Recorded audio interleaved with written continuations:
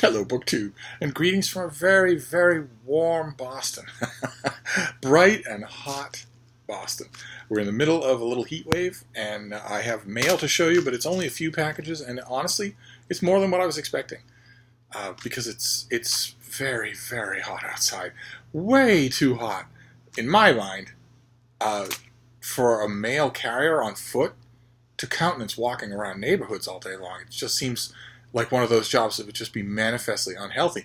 Even the construction crew down the street knocked off in mid-morning and have not been back. So I'm not expecting much more than this. But we'll go. It's 3 little packages. It ought to be enough to get the interest up. So let's see what the first one is. Oh, it's from Harvard. Okay. Okay, all right. Okay. Okay, this comes out in late November. This is an author that I love, Alec Ryrie, who did a book called Protestants that is truly, truly good, really worth reading. This one is going to annoy the heck out of me. I already know that. I already know the gist of this book, and it's not worthy of its author. I'll have to see if maybe the text itself has more nuance and depth than the Pressy that I know. But this is unbelievable. This is an emotional history of doubt. And by doubt, he means doubt in God, or gods, in the supernatural.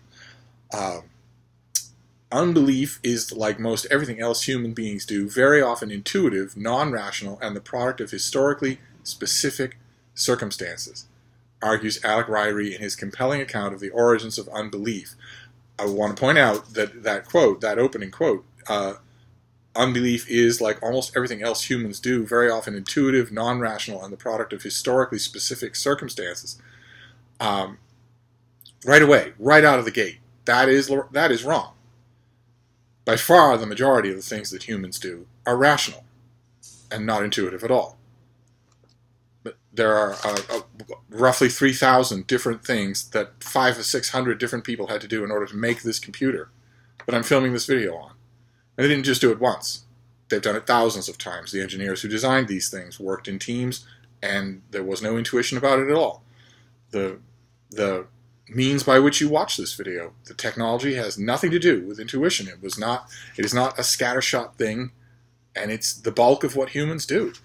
The car or the bus that you use to get where you're going today is the product of thousands and thousands and thousands of hours of labor and design that have nothing to do with intuition.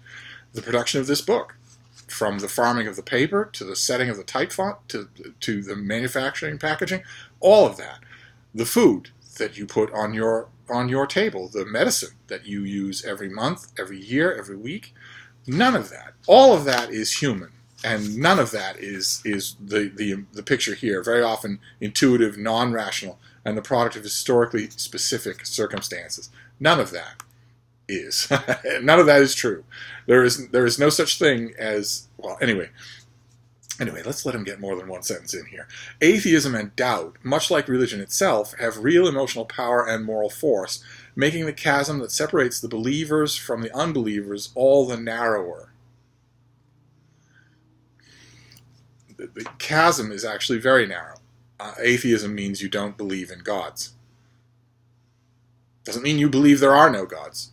It's that you don't believe that gods exist. You don't believe that anyone's ever proven that. You don't believe it's ever been demonstrated beyond a matter of internal faith.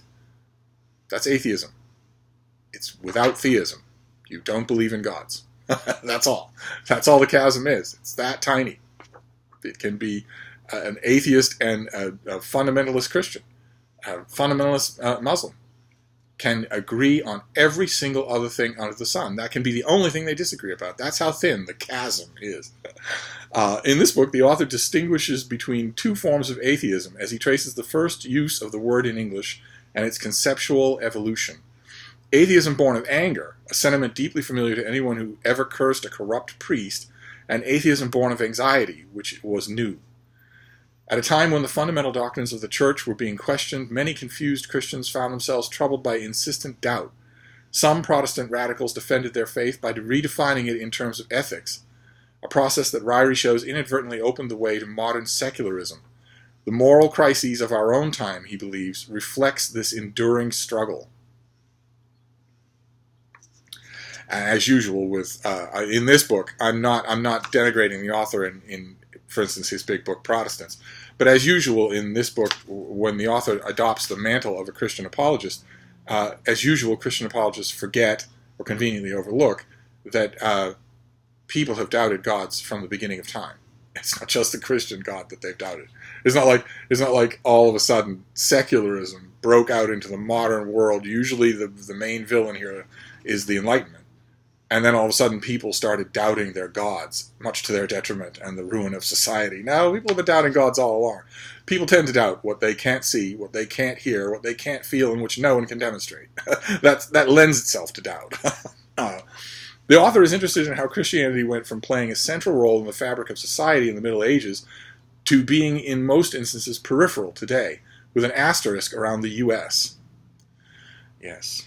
Ryrie asserts the significance and novelty of American secularization. Yes, our boisterous religious cultures remain far more prominent than in Europe, and on every measure the U.S. is a far more pious society than Western Europe, and yet the change here has also been startling. Okay, well, American religiosity would have made a much better subject for a book, I think, than this. I have a feeling atheists, not just on YouTube, but just in the world, just in the history of the world, atheists going back, to Robert Ingersoll, are very, very familiar with the straw manning and the intentional incomprehension that is brought to bear on the subject by Christian apologists. They're very familiar with that. It has been wisely and rightly said about those attacks on atheism that they only have a tiny number of forms. It's not like the religious, whether they're Christian or the great god Zeus or Thor or Thoth Amun. It's not like their approaches to when confronted with atheism have a wide variety of forms. They don't. They don't. Usually they take the form of creating a straw man of what atheism is and defeating that straw man, which is an absolutely silly waste of time, especially for a young man as intelligent as this author is. So I'm going to hope that this book does more than that. Being angry at God implies that there is a God. It presupposes that there is a God. And one of the most insulting attacks that the religious take, their attacks are full of insults, but one of their most insulting ones is to say to the unbeliever, say to the atheist, you actually do believe, you're just angry at God. You have a grudge match against God, but you do know that he lives. You do feel him inside you. You're just angry like a truant son.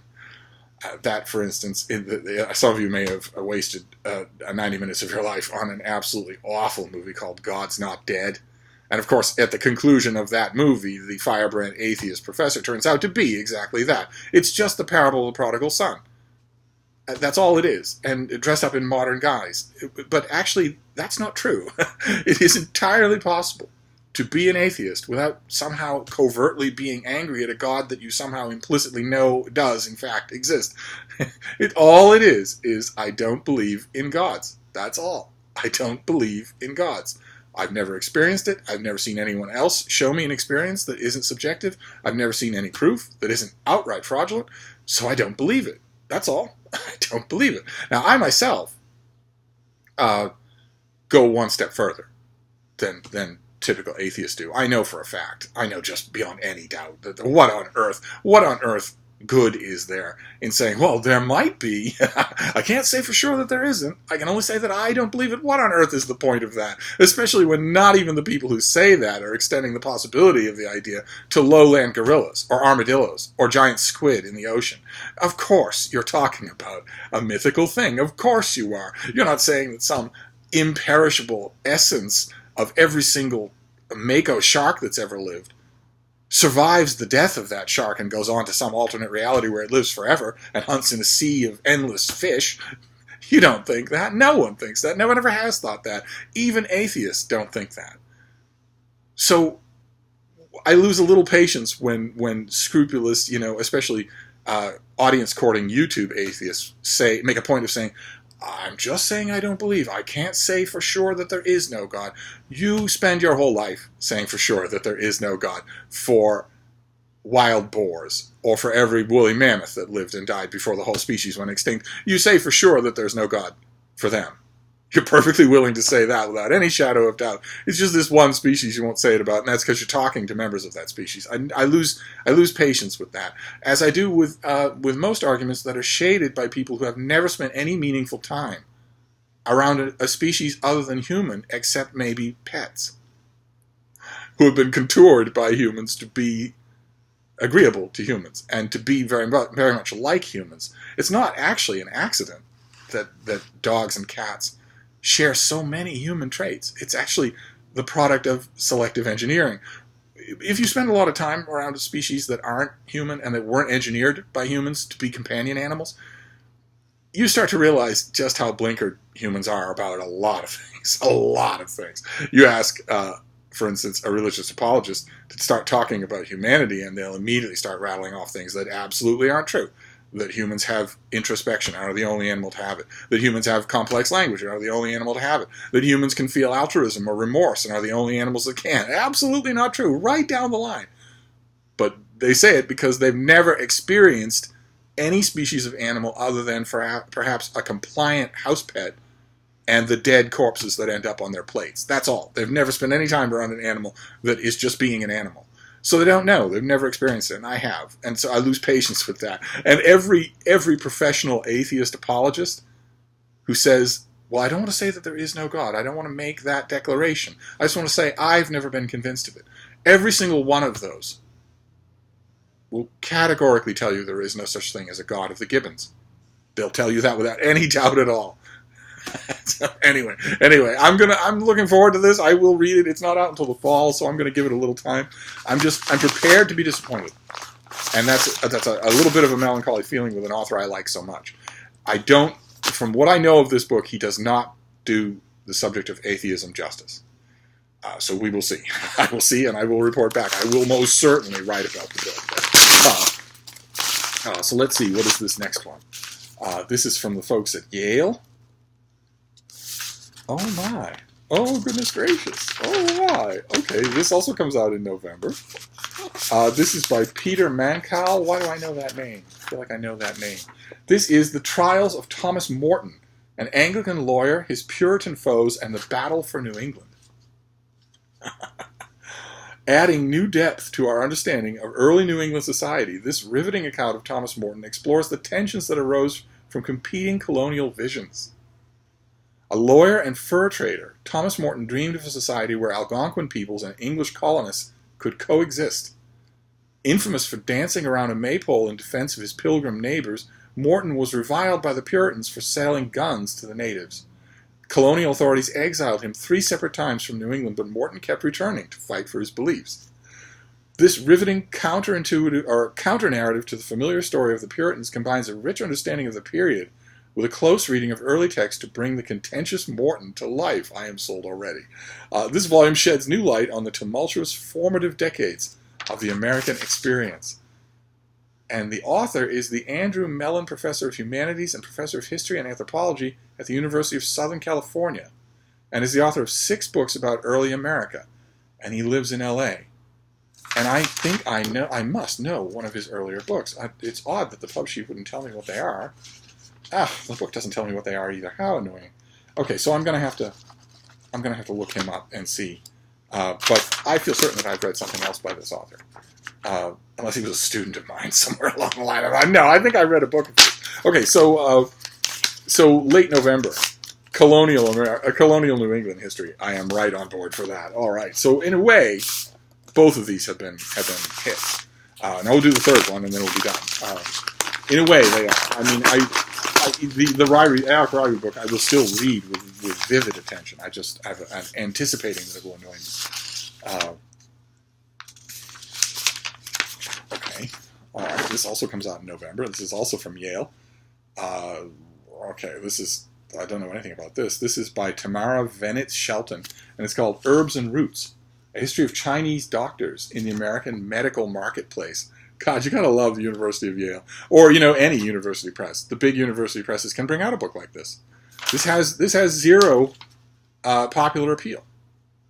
A book like this, It's a serious work of history on an overlooked subject. I'm sure we'll be spending time in Chinatown and in San Francisco, and we'll be seeing the porous boundaries between Western doctors and Chinese medicine in those locations at those times. That's a lot of primary research, and it'd probably be really interesting. We'll read all about it, but no mainstream publisher would touch this. How they couldn't expect to sell even one box of copies. So you got to love the university presses because they do this sort of stuff all the time. Let's see what we have here. Chinese medicine has a long history in the United States, with written records dating back to the American colonial period.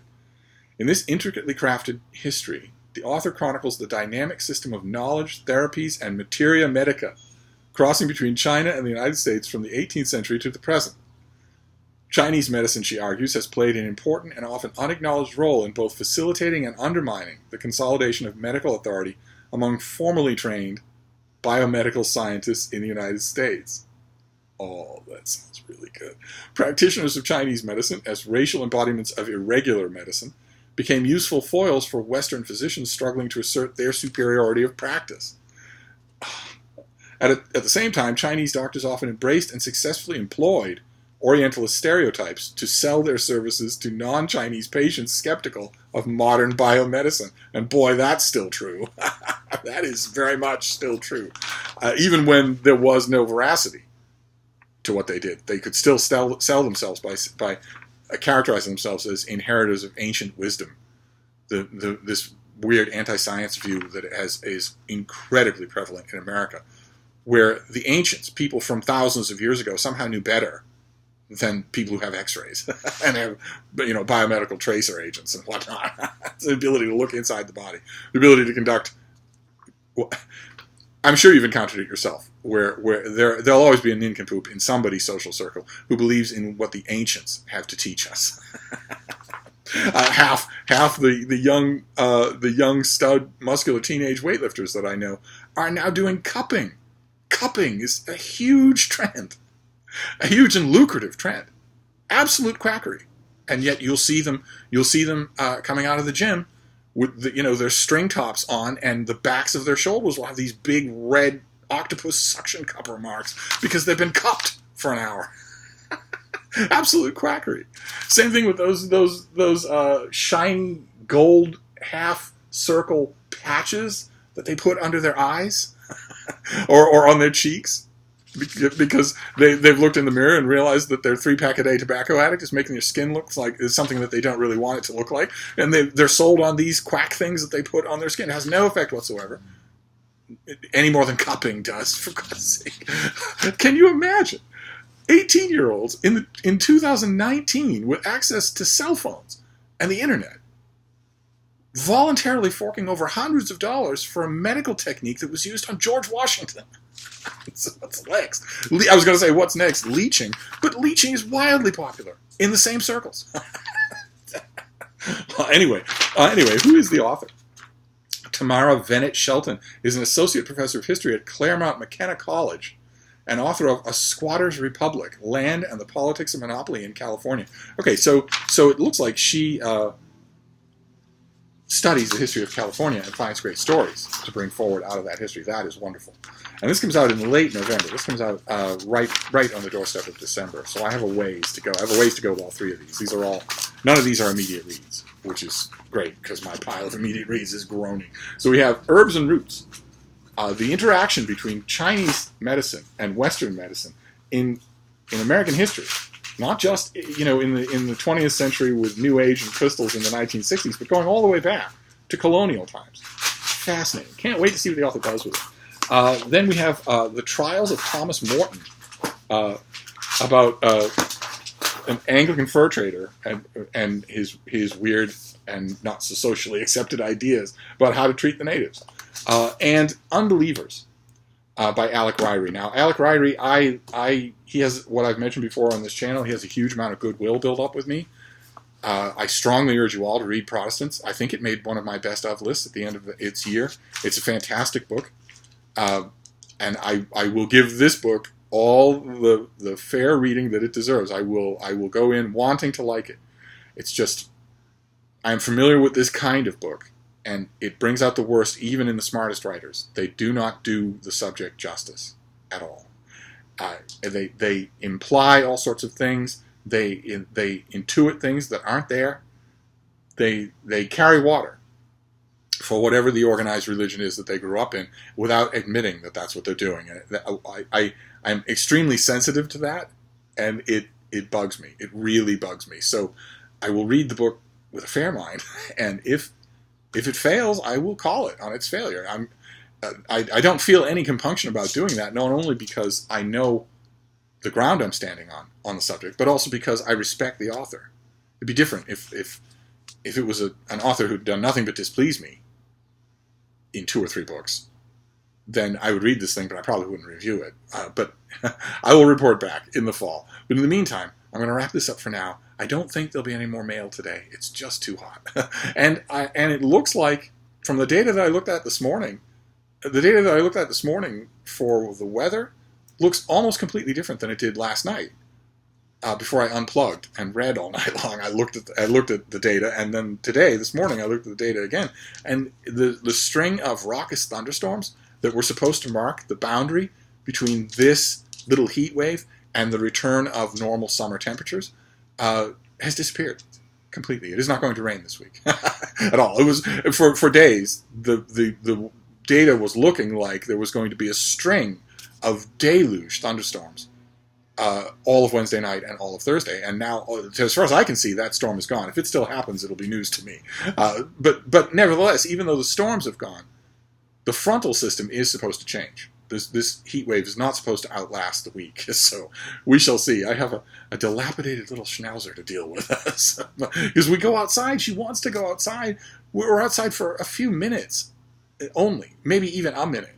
And she's bellows panting because it's so hot. And I have to come back inside. And it's not just the heat. It's also that the pavement is super hot. She's not going to complain about it, but it can damage her little paws. So, I'm taking her out in little installments here, and she's okay with it.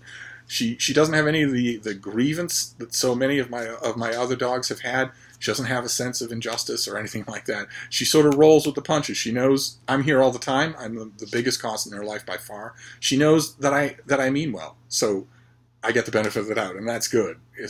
When I curtailed my Basset Hounds walks, I got to look like, why don't you just chop me up and serve me up for meat? Anyway, enough of doggy guilt trips. I'm going to wrap this up, but I'll be back. Thank you, BookTube.